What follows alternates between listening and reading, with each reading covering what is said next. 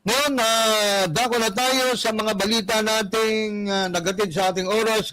Ganap ng alas 6 ng gabi na. Libreng sakay. Aba, maganda balita ito. Libreng sakay sa MRT at LRT2.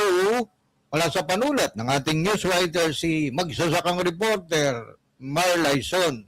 Detalye ng balitang ito, handog sa mga kababaihan. Sa mga babae lang pala, no?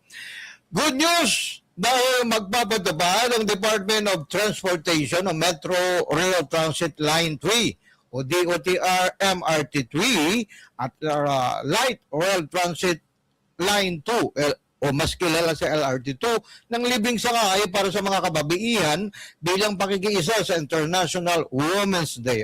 International Women's Day pala ngayon. Sa abiso ng DOTR MRT3 na batid na ipatutupad nila ang libreng sakay sa March 9. Ayan, tandaan nyo po March 9.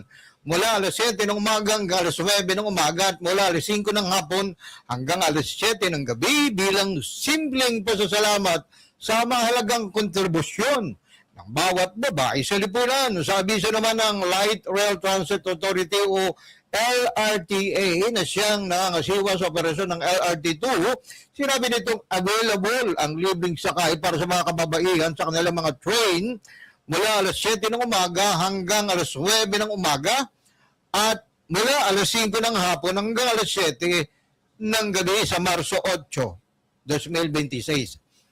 Bilang pakikisa sa pagdiriwang ng International Women's Day ngayong Marso 8, March 8, 2026, handog ng Light Rail Transit Authority o LRTA ang libreng sakay sa mga lahat para sa lahat ng kababaihang pasahero ng LRT Line 2 sa mga sumusunod na oras, alas 7 ng umaga hanggang alas 9 ng umaga, alas 5 ng hapon hanggang alas 7 ng gabi. Anito.